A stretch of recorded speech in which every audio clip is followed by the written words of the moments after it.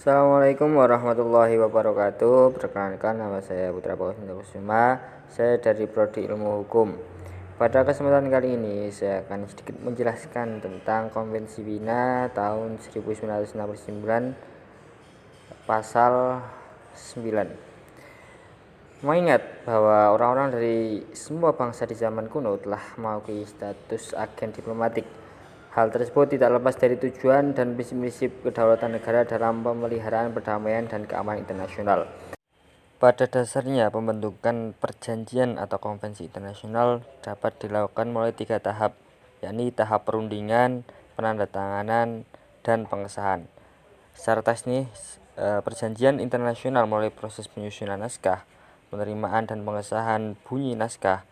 Unsur-unsur formal naskah suatu perjanjian biasanya terdiri dari mukadimah, batang tubuh, klausa-klausa penutup, dan aneks.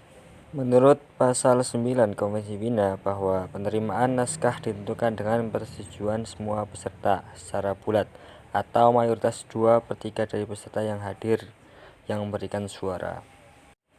Dalam suatu perjanjian internasional yang bersifat bilateral, penerimaan naskah perjanjian atau adoption of the text secara bulat bagi para pihak sangat mudah dicapai.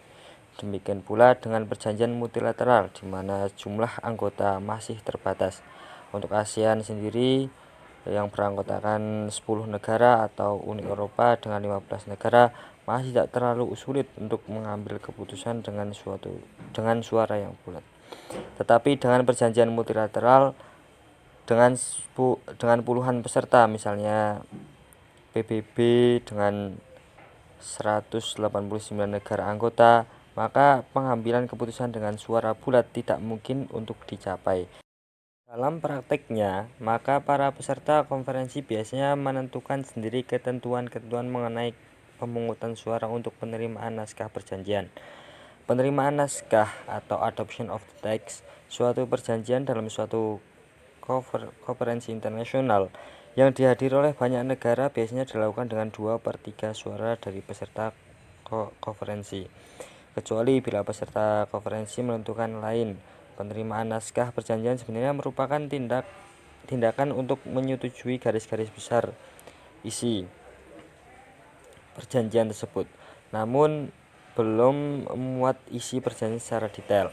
Dalam pasal 9 Konvensi Wina tahun 1969 menentukan yang pertama, penerimaan naskah ditentukan dengan persetujuan dari semua peserta atau secara bulat.